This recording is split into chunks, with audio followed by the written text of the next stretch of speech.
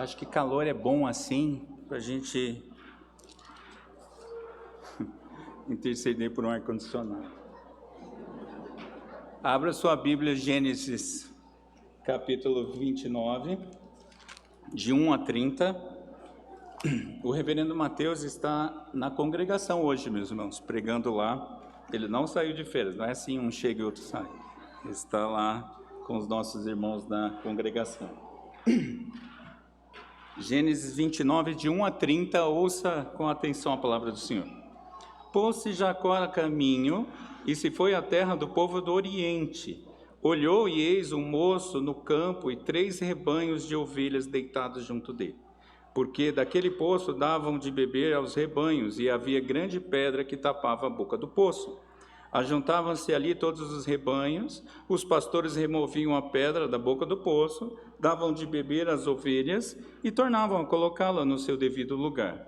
Perguntou-lhes Jacó: meus irmãos, de onde sois? Responderam: somos de Harã. Perguntou-lhes: conheceis a Labão, filho de Naor? Responderam: conhecemos. Ele está bom? Perguntou ainda Jacó. Responderam: está bom. Raquel, sua filha, vem vindo aí com as ovelhas. Então lhes disse: é ainda pleno dia, não é tempo de se recolher os rebanhos, dai de beber as ovelhas e ide apacentá-las. Não podemos, responderam eles, enquanto não se ajuntarem todos os rebanhos e seja removida a pedra da boca do poço e lhe dermos de beber. Falava-lhes ainda quando chegou Raquel com as ovelhas de seu pai, porque era pastora. Tendo visto Jacó, Raquel, filha de Labão, irmão de sua mãe, e as ovelhas de Labão, chegou-se e removeu a pedra da boca do poço e deu de beber ao rebanho de Labão, irmão de sua mãe. Feito isto, Jacó beijou a Raquel e, erguendo a voz, chorou. Então contou Jacó a Raquel que ele era parente de seu pai, pois era filho de Rebeca. Ela correu e o comunicou ao seu pai. Tendo Labão ouvido as novas de Jacó, filho de sua irmã, correu-lhe ao encontro, abraçou-o, beijou-o e o levou para casa. E contou Jacó a Labão os acontecimentos de sua viagem. Disse-lhe Labão: de fato és meu osso e minha carne. E Jacó, pelo espaço de 1 mês, permaneceu com ele. Depois disse Labão a Jacó: acaso por seres meu parente, irás servir-me de graça? Dize-me qual será o teu salário. Ora, Labão tinha 2 filhas, Lia, a mais velha, e Raquel, a mais moça. Lia tinha os olhos baços, porém Raquel era formosa de porte e de semblante. Jacó amava Raquel e disse: 7 anos te servirei por tua filha mais moça, Raquel. Respondeu Labão: melhor é que eu te dê, em vez de dá-la a outro homem. Fica, pois, comigo. Assim, por amor a Raquel, serviu Jacó 7 anos, e estes lhe pareceram como poucos dias, pelo muito que a amava. Disse Jacó a Labão: dá-me minha mulher, pois já venceu o prazo para que me case com ela. Reuniu, pois, Labão todos os homens do lugar e deu um banquete. À noite conduziu a Lia, sua filha, e a entregou a Jacó, e coabitaram. Para a serva de Lia, sua filha, deu Labão Zilpa, sua serva. Ao amanhecer, viu que era Lia, por isso disse a Jacó a Labão: que é isso que me fizeste? Não servi eu por amor a Raquel? Por que, pois, me enganastes? Respondeu Labão: não se faz assim em nossa terra. Dar-se-á mais nova antes da primogênita. Decorrida a semana desta, dar-te-emos também a outra, pelo trabalho de mais 7 anos, que ainda me servirás. Concordou Jacó, e se passou a semana desta. Então Labão lhe deu por mulher Raquel, sua filha. Para a serva de Raquel, sua filha, deu Labão a sua serva Bila. E coabitaram, mas Jacó amava mais a Raquel do que a Lia, e continuou servindo a Labão por outros 7 anos. Vamos orar. Senhor, estamos diante desta palavra, desta história importante para a nossa fé, história com detalhes curiosos, com ações às vezes estranhas, e nós necessitamos, Senhor, entender a Tua intenção ao registrá-la para nós e guardá-la para nós até hoje. Por isso, Senhor, instrui-nos nesse momento, dá que possamos entender a Tua verdade para as nossas vidas e ouvirmos tão somente a Tua voz. Oramos em nome de Jesus. Amém. Sim, as crianças. Que saudade que eu estava de falar essa frase. Crianças, vocês vão desenhar, preste atenção, um carro atrapalhando outro carro de passar. Isso não acontece, isso é só para vocês pensarem. Um carro atrapalhando outro carro de passar, porque nós vamos ver, crianças, não carros, mas pessoas que atrapalham outras pessoas. Mas essas pessoas não conseguem atrapalhar a Deus. Mas a vocês, juvenis, eu quero que vocês pensem, não precisa anotar, mas se vocês pensem, lembre de uma história ou de alguma vez que alguém quis dar um de esperto sobre vocês. Vocês já passaram por isso? Alguém quis armar alguma coisa para vocês? Pensem sobre isso e vocês vão ouvindo o texto e vão perceber. Em 1976, teve uma propaganda que eu não vi, tá, gente? Só li sobre ela. Uma propaganda na TV dos cigarros Vila Rica, cujo o objetivo dessa propaganda era dizer que o Vila Rica era mais barato que os outros. Era só esse o objetivo da propaganda. Mas no vídeo dessa propaganda tinha um jogador de futebol chamado Gerson. Gerson, ele foi da seleção brasileira de futebol e ele ganhou inclusive a Copa de 70 e ele era o protagonista dessa propaganda. E na propaganda ele explicava por que ele escolheu o tal do Vila Rica. Eu sei, meus irmãos, para nós hoje é meio estranho, né? Um campeão da seleção de futebol, um atleta fumante, mas naquela época era assim, né? Mas ele dizia assim na propaganda: por que pagar mais caro se o Vila me dá tudo aquilo que eu quero de um bom cigarro? E aí vinha, né, o melhor. Gosto de levar vantagem em tudo, certo? Leve vantagem você também, leve Vila Rica. Você riu, né, Alex? Você viu essa propaganda? Em meados, essa era a propaganda, fez maior sucesso, mas passaram uns anos, em meados de 80, numa entrevista lá, o entrevistado, o jornalista Maurício Dias, ele estava inspirado por essa propaganda e ele criou um termo, uma expressão que era Lei de Gerson. O que ele queria dizer com isso? Era o desejo que grande parte dos brasileiros tem de levar vantagem em tudo. Ele juntou as duas coisas e criou essa expressão Lei de Gerson. Mas essa expressão foi usada tantas vezes pela imprensa a partir daquele momento que acabou fazendo parte da cultura geral brasileira. E significa tudo aquilo que está ligado à corrupção, ao descumprimento de regras para a obtenção de vantagens. Então, toda vez que alguém tira vantagem sobre o outro, a pessoa diz assim: olha lá, usou a Lei de Gerson, não é? Curioso, meus irmãos, que o Gerson está vivo até hoje. E até hoje ele dá entrevista dizendo que ele está arrependido por ter feito essa propaganda, que ele não queria a imagem dele associada a esse tipo de coisa. Tá? Depois você procura no YouTube, é bem engraçado. Mas, meus irmãos, eu fico espantado até hoje quando alguém fala assim: o mundo é dos espertos. E principalmente se essa frase for falada por crente. Quando o crente diz essa frase, então, aí me dá arrepios. Não é? Por quê? Quem diz isso está justamente nas entrelinhas dizendo que ele tem uma esperteza para levar vantagem sobre as outras pessoas. Ele faz de tudo para levar vantagem. Ele fala igual o Gerson, né? Eu gosto de levar vantagem sobre tudo. E na história de hoje, nós vamos ver a Lei de Gerson. Nós vamos perceber que a Lei de Gerson, o desejo de levar vantagem em tudo, de ser mais esperto que o outro, é bem mais antigo do que a gente pode imaginar. Nós vamos ver isso em 3 blocos. Um falando, na verdade são 2 espertões aqui nessa história, né? O primeiro bloco é falando sobre o espertão Jacó, o outro bloco é falando sobre o espertão Labão, e depois uma reflexão ao final sobre esse texto eu vou ordenar assim nessa manhã. Dos versículos 1 a 14, nós temos o espertão Jacó em 3 encontros. Jacó encontra 3 situações ali. E o primeiro deles, versículo 1 ao 8, Jacó encontra os pastores de ovelhas.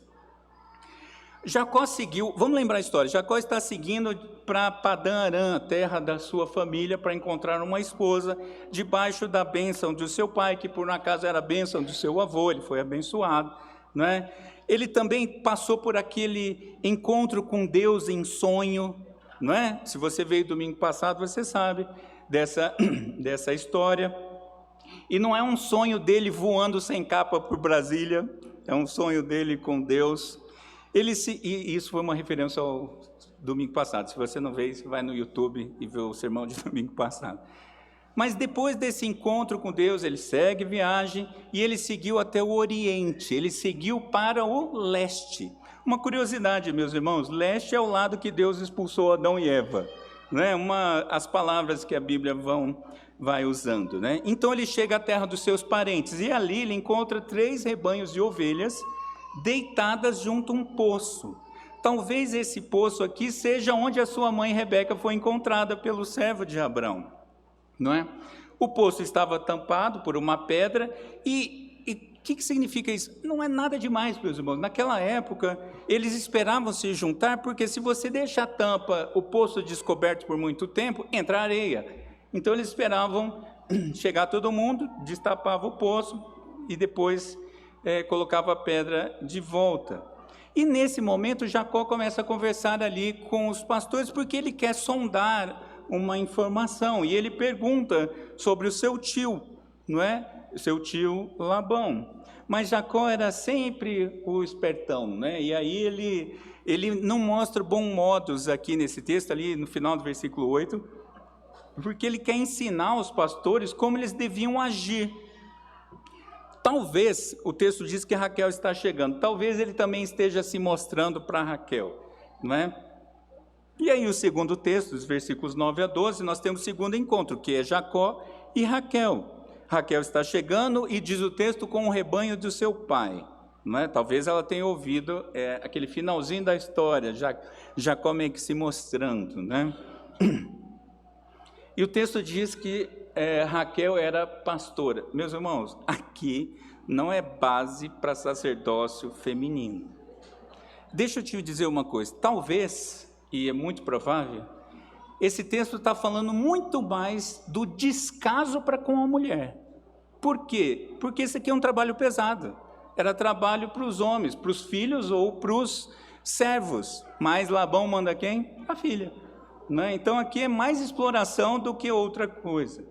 E Jacó, então, diante da bela Raquel, ele age pela paixão, pela força, pelo impulso, não é? Vamos imaginar a cena, não é?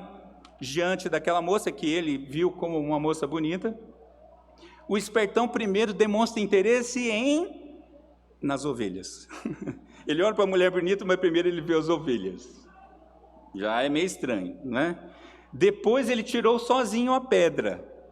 Talvez essa pedra fosse pesada, de uma forma ou de outra, ele tirou sozinho. Eu fiquei imaginando aqueles filmes de canais que mostram os bichos, né? O macho aproximando da fêmea, abrindo as asas e tal. Me parece que Jacó estava se mostrando para Raquel, mas só eu achando isso. E depois ainda ele dá um beijo em Raquel. Esse beijo aqui, meus irmãos, era uma saudação, talvez uma saudação até familiar, não é nada além disso. E ele termina chorando. Eu gosto das histórias da Bíblia, esses detalhes, meus irmãos. Para pensar, uma moça bonita, vem um rapaz, todo se mostrando, dá um beijo nela e chora.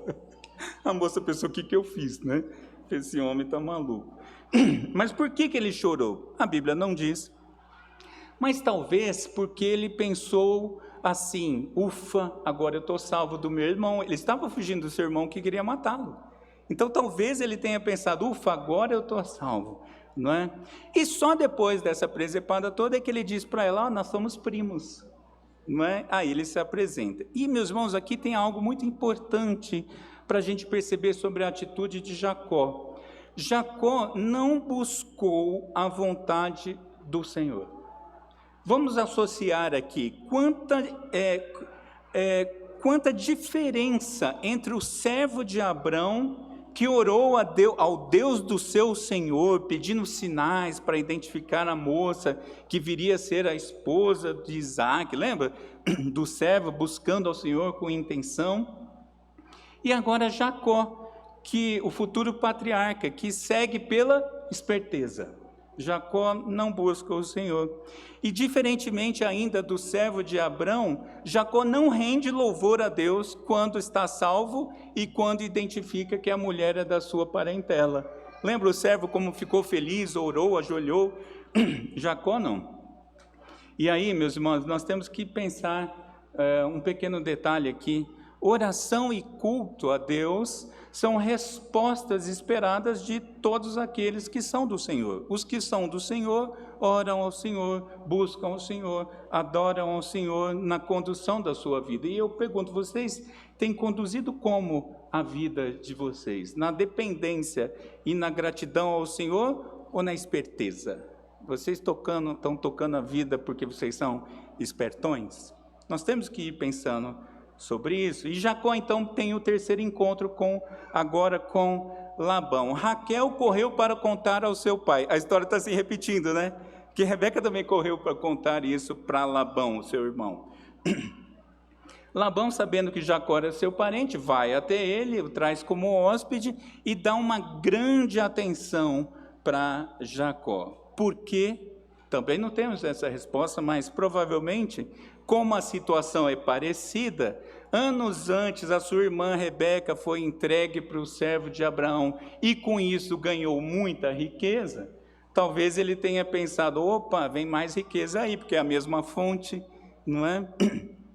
O detalhe é que Jacó aqui é um fugitivo, um pé rapado, né? Ele não tem nada, mas Labão o tratou dessa forma. Então veja o tanto de ações de Jacó que parece que ele está conduzindo a vida com seus próprios pensamentos, ações, esforços, com a sua esperteza. Mas em segundo lugar, dos versículos 14 a 30, nós temos o esperto Labão.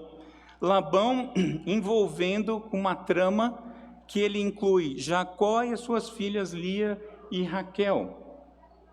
Disse Labão, veja essa frase que fantástica, meus irmãos. Meu osso, minha carne. Você está lembrando de alguma coisa parecida? Lembra Adão falando para Eva, não é?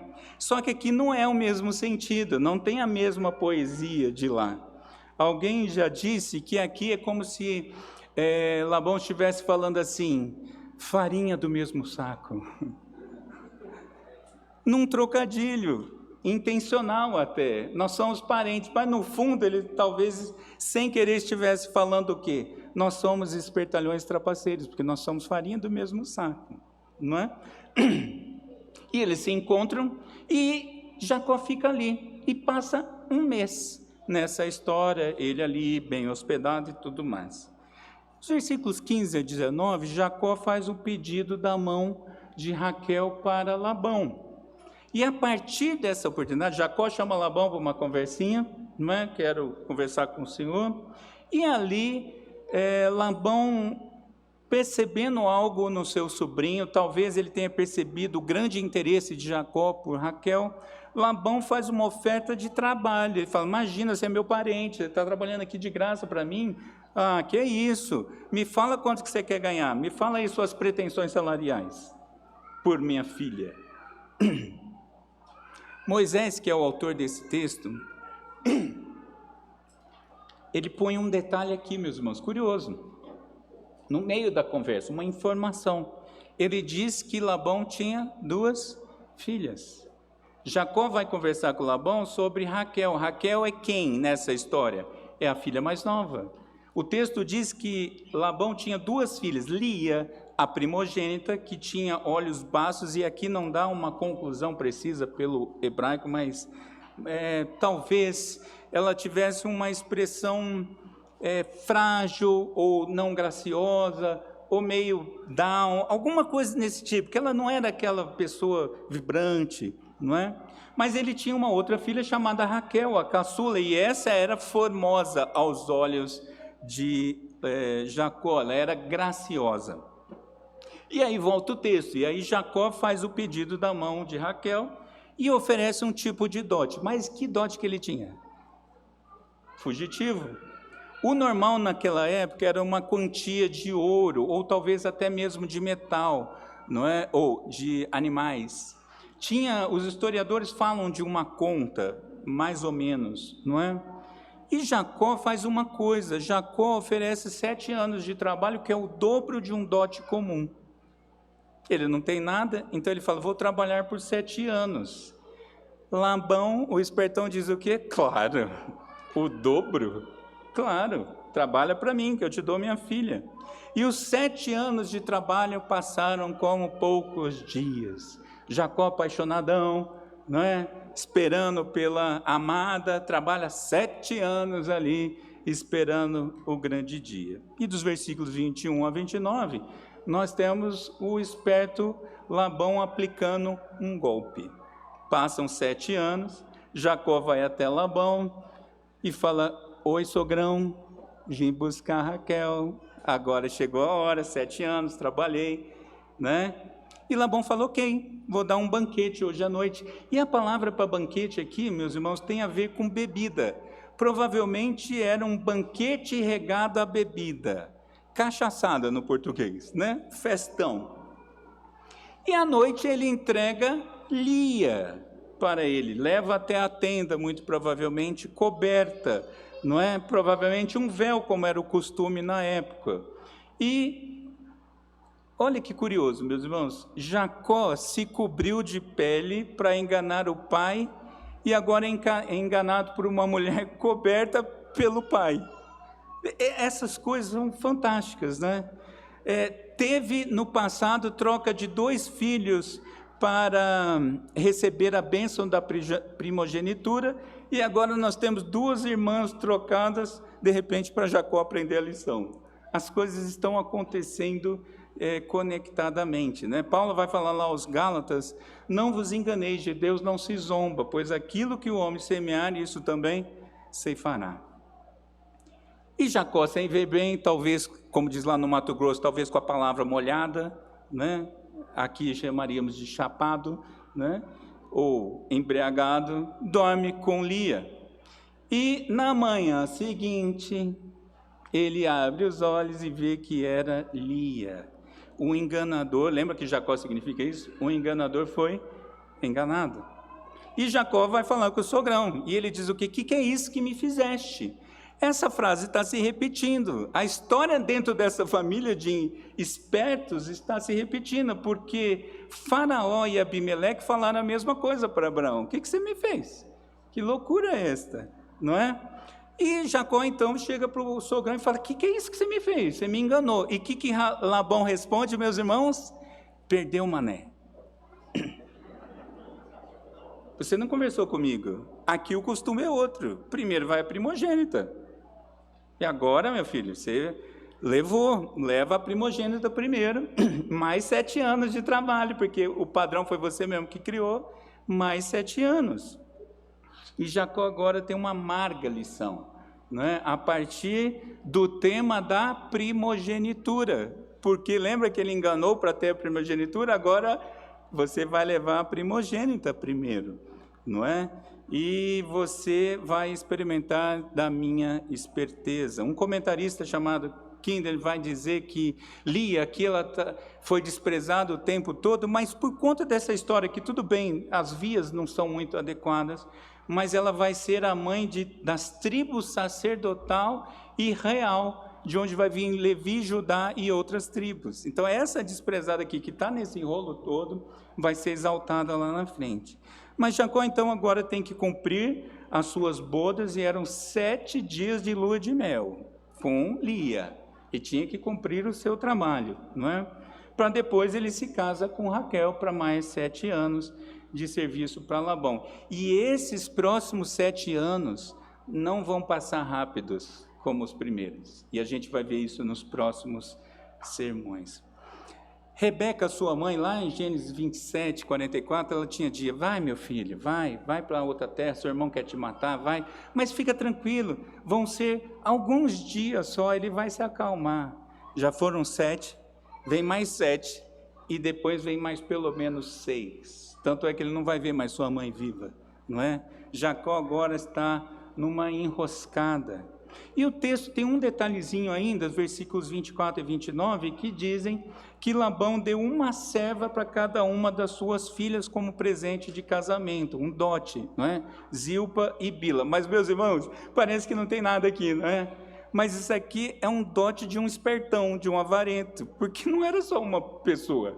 Você tinha que dar riquezas, dinheiro, né? Bens, mas ele deu uma serva só. Tá bom, filha, vai lá que é esse meu dote para você. E o texto termina com Jacó e suas esposas. Jacó se casou com Lia, se casou com Raquel, que era a que ele amava, e novamente nós temos nessa história dessa família predileção em nome do amor. Lembra que Jacó era o prediletinho? Agora ele parece que acostumou com essa ideia e ele gosta mais de Raquel. E é interessante, meus irmãos, que os erros dos personagens bíblicos nunca foram omitidos no relato da história da salvação, não é mesmo? O comentarista Neves, ele fala assim: pelo fato de estar registrado na Bíblia, não quer dizer que Deus tenha aprovado a forma de acontecer. O registro do fato foi inspirado por Deus, mas não os atos praticados pelos homens. Os homens fizeram besteira porque quiseram fazer, culpa deles, não é? E que início de casamento foi esse, não é, meus irmãos? Nós temos gente aqui que casou nos últimos 12 meses, imagina começar a vida assim. Você percebeu que nesse texto todo, o Senhor, ou sequer o seu nome, apareceram nesse relato? Não tem Deus nessa história, não tem o nome do Senhor, não tem invocação, não tem adoração ao Senhor. Mas é curioso, a ordem de Deus está acontecendo de um jeito ou de outro, porque Jacó vai ter muitos filhos, a partir dessas 4 mulheres, como vamos ver nos sermões mais para frente. 2 espertões. Muita esperteza nessa história para o meu gosto, não é? E você olhando para isso, talvez você pense assim: realmente o mundo parece que é dos espertos, não é? É gente levando vantagem em cima de gente. Mas eu queria ver 3 coisas com você ainda nessa manhã. Em primeiro lugar, os ímpios sempre agirão como espertos. Os ímpios sempre buscarão esperteza para os seus relacionamentos. Os ímpios sempre vão buscar brechas na lei. Os ímpios sempre vão pegar aquele trânsito que você está ali entrando na marginal da IPTG para o Pistão Norte e ele vem pelo acostamento. Os ímpios sempre vão fazer esse tipo de ação vantajosa. Ele sempre vai pegar um troco a mais ao invés de devolver, porque ele é esperto. Eu estava outro dia no supermercado aqui, e aquele caixa rápido de 10 volumes, não é? Eu era o primeiro, tinha uma pessoa no caixa, eu era o primeiro da fila, e estava ali, não vi se tinha fila atrás. Vem uma mulher com uma coisinha na mão e fica lá na boca do caixa. Eu olhei para trás e falei: será que sou só eu, né? Olhei para trás, já tinha uma fila atrás de mim. E o cara lá de trás já gritou com a mulher: a senhora aí, não está vendo que tem fila aqui? E a resposta dela falou o quê? É só um item. Tipo, eu sou esperta, eu vou passar na sua frente. Uma outra vez também, ali na rua de trás do Gilberto Salomão, ali o trânsito é meio ruinzinho, mas para um carro na minha frente, não tem o que fazer, eu estava travado, mas de repente deu um probleminha no carro, né? Mas o que era? Um senhor abre a porta para ir para o seu bar, a mulher abre a porta dela, dá a volta, entra e o Silvio esperando, não é? A fila se formando.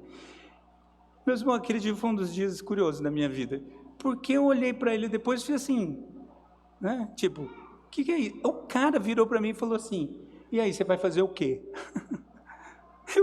Cara, aquele dia quase que eu não durmo, eu falei: ele tem razão, eu ia fazer o quê? Ele é o esperto, eu sou o bobo nessa história, né? E o mundo é cheio disso. Você já passou por uma situação assim, meus irmãos? Onde deram de esperto por cima de vocês? Pois deixa eu te dizer, é assim a vida. Porque os ímpios seguem o maior, ou aquele que se acha o maior dos espertos, Satanás. Satanás se acha espertão, não é verdade? Satanás quis dar, ele deu um desperto para cima de Eva, deu um desperto por cima de Adão, e deu no que deu, é verdade, não é? Mas Satanás se acha tão espertão que ele quis dar um desperto para cima do próprio Jesus. Ele quis conversar com Jesus e falar: não, tudo isso aqui é meu, eu te dou o meu reino. Que seu o quê, mané? Não tem nada. Entendem, meus irmãos, que os ímpios seguem essa lógica, e é um erro esperar algo diferente. Se você espera algo diferente dos ímpios, você está perdendo tempo. Essa é a vida. E Jesus viveu no meio de espertalhões. Jesus sabe o que é isso. Então, se você está passando por alguma situação, fala com Jesus: Senhor, olha, está vendo aquele espertão que quer passar por cima de mim? E a vida é assim, meus irmãos, nesse mundo caído. Este é o mundo caído. Nós não podemos ter ilusão. Mas, em segundo lugar, crentes jamais devem viver conforme a lei de Gerson. Crente vive conforme a lei de Deus. Vejam, meus irmãos, qual que é a lei de Deus? Seja mais esperto, ó filho meu, diz assim Heresias 2, é isso? A palavra de Deus vai falar o quê? Tenha o outro em maior conta do que você, ame o próximo, ama o inimigo, ajude uns aos outros, suporte uns aos outros, abençoe uns aos outros. É sempre voltado para o outro, não é para você se dar bem neste mundo. Eu estava hospedado no hotel e eram poucos canais, né? E maioria, os canais abertos. Eu não sabia mais o que era um canal, aliás, não sabia mais o que era TV, mas canais abertos. E tinha um horário lá, que era canal católico, canal evangélico, canal católico, canal evangélico e uma determinada TV grande naquele horário. Só tinha esperto. 4 canais religiosos de espertos. Mais um canal de televisão, um jornal, só esperto. Eu falei, gente, só tem esperteza nessa TV. Percebe, meus irmãos? E o crente não vive assim. E curioso que a instrução de Cristo lá em Mateus 10, e Cristo fala assim, ó, vocês são como ovelhas enviadas para entre os espertos, entre os lobos. Nós somos ovelhas mandadas para dentro dos lobos. É assim. E o que o Senhor diz para a gente fazer?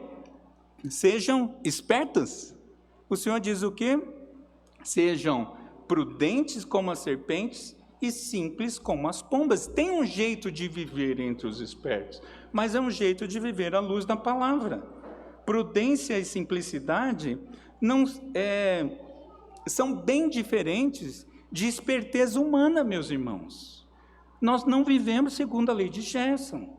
Crente não pode ser o espertão da sociedade. Crente tem que ser crente, conforme a palavra de Deus. E veja, você foi chamado, preste atenção nisso, você foi chamado para ser sal e luz, e não caramelo em sulfilme. Você não foi chamado para adoçar o mundo e para encobrir a luz de Cristo, não. Você foi chamado para fazer diferença, não é para ser igual. Entende isso, meus irmãos? E como Jesus respondeu ao espertão Satanás? Com a palavra. Cristo não foi esperto, Cristo foi fiel à palavra. Satanás vinha com esperteza, isso aqui tudo é meu. A palavra de Deus diz isso, isso, isso. Entende, meus irmãos, que nós temos um padrão para viver, padrão que Cristo cumpriu e que Ele é o nosso modelo. Então, se você estiver experimentando algum tipo de dificuldade nesse sentido, olha para Cristo, não olha para o espertão. Não queira imitar um espertão, você precisa imitar Cristo, que é o nosso modelo, é o nosso referencial. Mas em terceiro lugar, talvez você pense assim, o cenário às vezes é desesperador. É ou não é?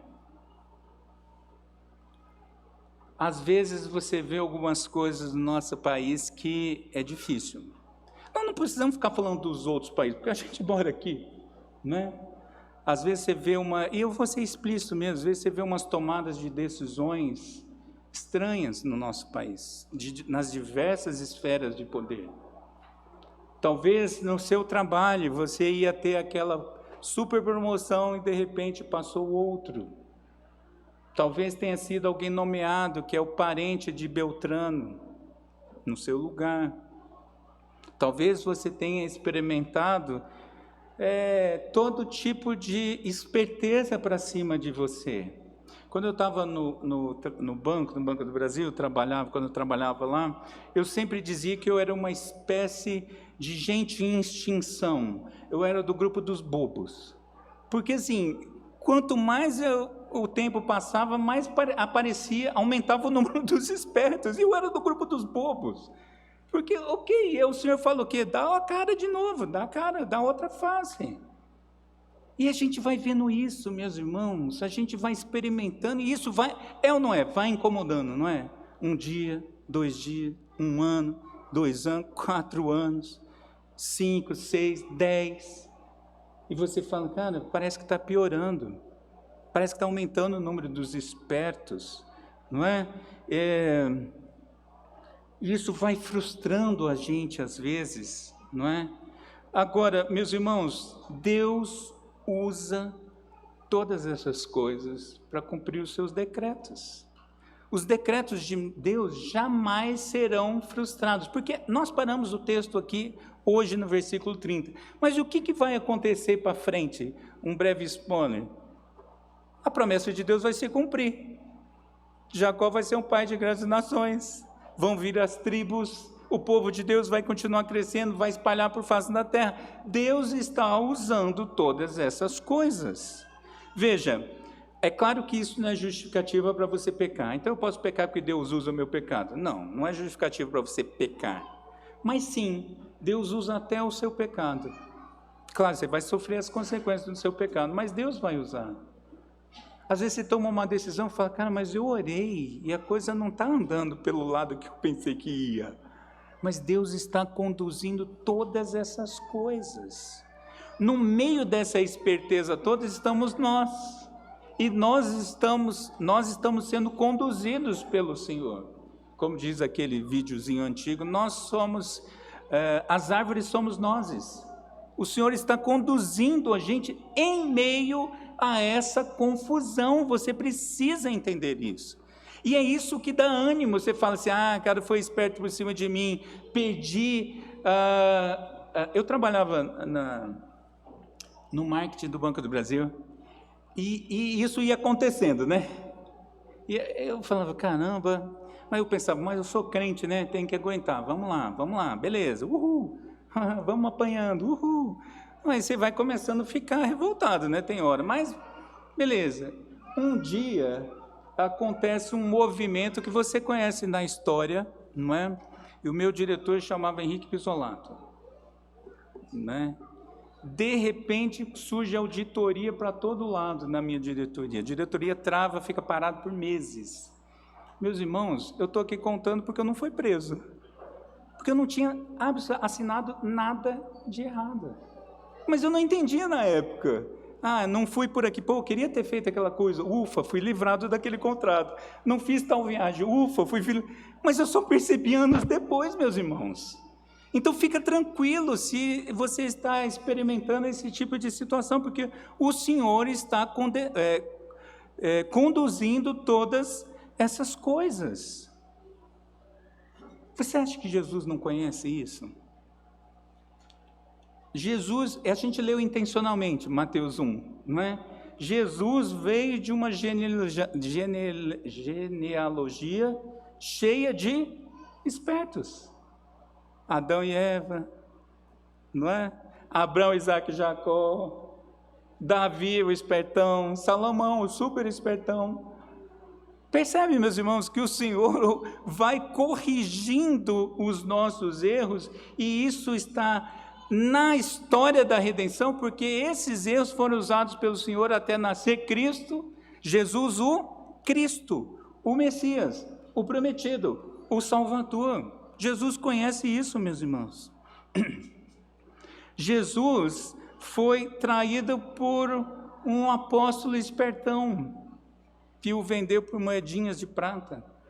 Jesus foi injustiçado pelos espertos religiosos, que armaram um plano mirabolante. Jesus foi condenado num processo judiciário esperto, que aceitou testemunhas falsas. Você acha que judiciário ruim é novidade, meus irmãos? Na história? Você acha mesmo isso? Que governo ruim é um problema? O esperto Pilatos lavou a mão. Percebe, meus irmãos, que Jesus conhece essa história da esperteza humana? E quando a gente olha distraidamente para isso, parece que foi a esperteza humana que matou Cristo. Se Cristo tivesse sido mais esperto, ele não tinha ido para a cruz. É claro que precisava de tudo isso. O traidor foi avisado, todos os profetas falaram o que ia acontecer. Jesus cumpriu justamente os propósitos do Pai. Por quê, meus irmãos? Lembra-se o que o texto bíblico diz? Algumas coisas cooperam para o bem daqueles que amam a Deus. Não, Alex, não é assim não, é assim, ó. Não é algumas não. Talvez, se você fizer direitinho, o que você fizer coopera para o seu bem. Dependendo do contexto, as coisas que acontecerem cooperam para o seu bem. O que diz o texto? Todas as coisas cooperam para o bem daqueles que amam a Deus. Isso é muito bom, né, meus irmãos?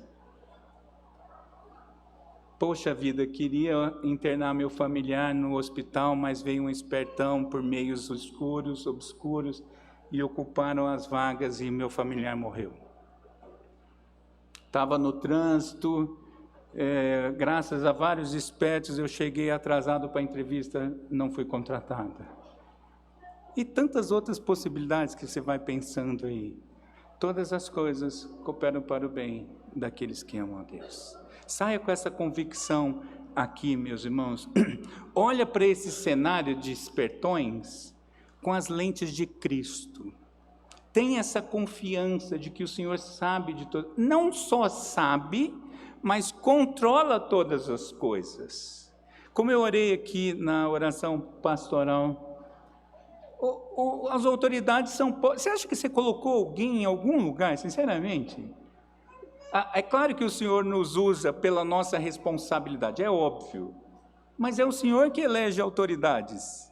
É o Senhor que põe gente nos mais altos cargos. Aliás, é o Senhor que te pôs no seu emprego, por exemplo. É o Senhor que te ajudou a abrir o seu emprego. É o Senhor que ajudou você a passar no vestibular. O Senhor está conduzindo todas as coisas. Por isso, meus irmãos, descanse no Senhor. Saia daqui hoje animado. Não é bobo, não é distraído, não é isso. A gente tem que ser prudente e sábio e manso, sim, temos que fazer tudo isso, mas é descansado. E eu estou falando isso tanto para mim, meus irmãos, nessa manhã, descansado, porque nada foge ao controle do Senhor, absolutamente nada. E Cristo é a pessoa que conhece todas as coisas. Cristo experimentou, foi assaltado por todo tipo de pecado, mas não pecou. Então você tem a Cristo para conversar. Cristo sabe de todas as coisas. E venceu todas as coisas. E ainda tem uma última coisa que é uma espertalhona também, a morte. A morte parece espertona, né? Cristo venceu a morte. A morte para o crente é só a abertura da porta para se encontrar com Jesus. Então não tem nem isso para nos preocupar, meus irmãos. Então saia daqui nessa manhã com essa certeza. Eu te pergunto, o mundo é dos espertos? E eu li uma frase que eu vou usar como resposta nessa manhã. O mundo é dos espertos, mas o céu é dos escolhidos. Vamos orar. Querido Deus, obrigado pela Tua palavra, obrigado pela lembrança da Tua soberania, do Teu cuidado e do Teu amor inefável. Obrigado a Deus pela Tua obra que conduz todas as coisas e dá-nos um coração firme nas promessas de Jesus, firme na Tua palavra, de tal forma que de fato e de verdade vivamos para a Tua glória. Nós oramos, Senhor, no nome desse prometido, do ungido, Jesus Cristo, o Senhor. Vamos pôr em pé.